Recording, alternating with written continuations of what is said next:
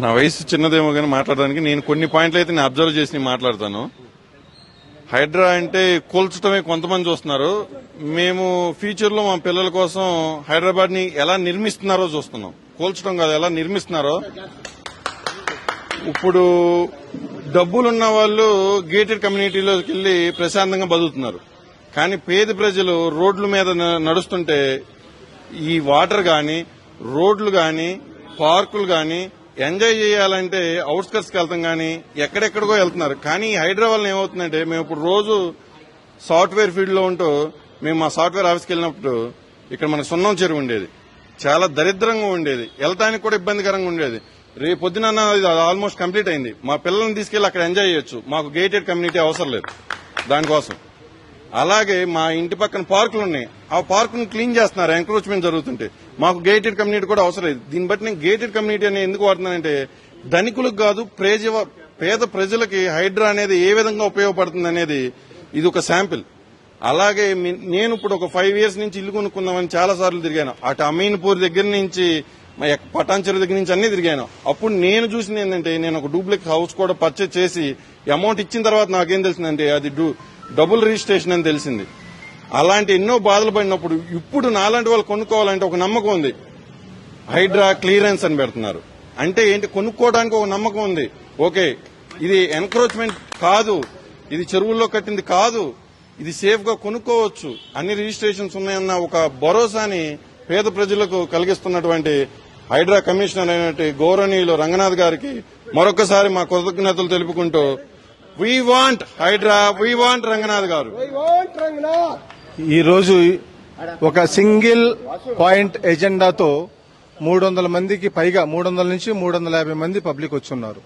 నిన్న మార్నింగ్ మేము తీసుకున్న డెసిషన్ ఇది. కాలనీలో శ్రీనివాస కాలనీ, వెంగళరావు నగర్, చుట్టుపక్కల ఉన్న మధురా నగర్ కావచ్చు, చుట్టుపక్కల జయప్రకాష్ నగర్, కళ్యాణ్ నగర్ అందరూ కలిసి తీసుకున్న డెసిషన్ ఇది. ఒక 24 గంటల్లో దీన్ని 300 నుంచి 350 మంది ఈ రోజు పెద్ద ఎత్తున ఈ ర్యాలీలో పాల్గొనడం అన్నది చాలా శుభసూచకం, ఆహ్వానించదగ్గ పరిణామం ఇది. ముందుగా మనం గౌరవ ముఖ్యమంత్రి రేవంత్ రెడ్డి గారిని అభినందించాలి.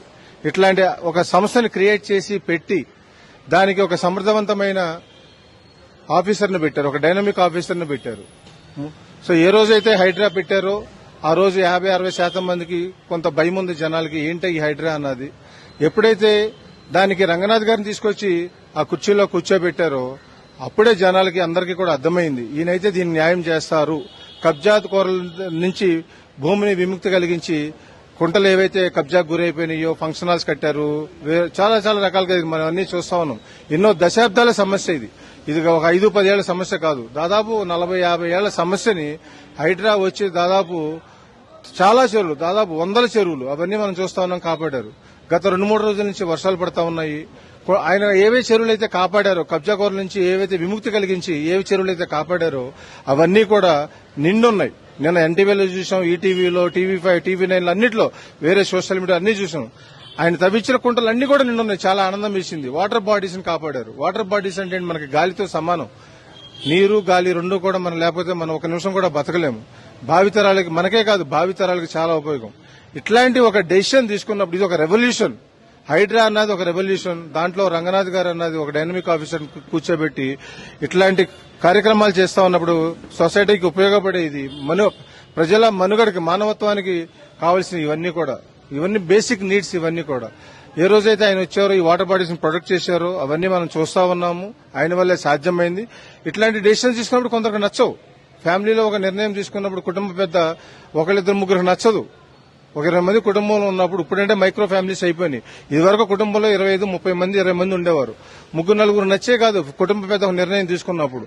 దాన్ని మాత్రం నిర్ణయం తీసుకుంటే అది కుటుంబ పెద్ద ఎలా అవుతారు, పెద్దరకం ఎలా అవుతుంది. అలాగే ఇక్కడ కూడా చాలా హడిల్స్ వచ్చినా కానీ రంగనాథ్ గారు ముందుకు అడుగు వేస్తూ సమాజానికి ఏదైతే అవసరమో, మానవాళికి ఏదైతే అవసరమో, భావితరాలకి, ఫ్యూచర్ జనరేషన్ కి ఏదైతే అవసరమో దాన్ని అన్ని కూడా సాధించుకుంటూ ముందుకు వెళ్తూ ఉన్నారు. చెదురుమదురు కొన్ని సంఘటనలు, 4-5 సంఘటనలు జరుగుండొచ్చు. దాన్ని భూతత్వంలో పెట్టి చూడాల్సిన అవసరం లేదు. మనము 90% పైగా మేలు జరిగిందా లేదా? ఎంతో మంది ప్రధానులను చూసాం, ఎంతో మంది ముఖ్యమంత్రులను చూసాం, విమర్శలు రాలేదా?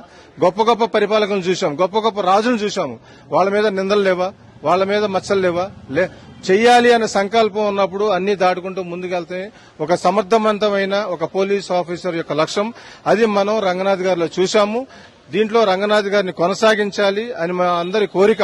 దాదాపు 15 నుంచి 17 కాలనీస్ ఈ రోజు స్వచ్ఛందంగా వచ్చారు. ఒక చిన్న పిలుపు దీంట్లో ఫోర్స్ చేసింది లేదు, ఏమీ లేదు. వచ్చిన వాళ్ళందరూ కూడా రిటైర్డ్ ఇంజనీర్స్, గవర్నమెంట్ ఎంప్లాయీస్ అధికంగా ఉన్నారు. ఈ రోజు వచ్చిన 350 మందిలో కనీసం 200 మందికి పైగా, ఎట్లాంటి సందేహం లేదు, పైగా రిటైర్డ్ గవర్నమెంట్ అఫీషియల్స్ వచ్చారు, గవర్నమెంట్ పోస్ట్ లో ఉన్న వాళ్ళు వచ్చారు, మహిళలు వచ్చారు, పిల్లలకు కూడా ఇంట్లో చెప్తే పిల్లలు కూడా తీసుకుని వచ్చారు. వాళ్ళందరూ కూడా ర్యాలీలో పాల్గొనడం జరిగింది. So we stand with Ranganath sir, we support Hydraa, we support the decision taken by CM Revanth Reddy garu. So we once again sincerely stand with Ranganath sir. ఇట్లాంటి ఆఫీసర్ ఉంటేనే హైడ్రాకి న్యాయం జరుగుతుంది, ప్రజలకు మేలు జరుగుతుంది, దాంట్లో ఎట్లాంటి సందేహం లేదు.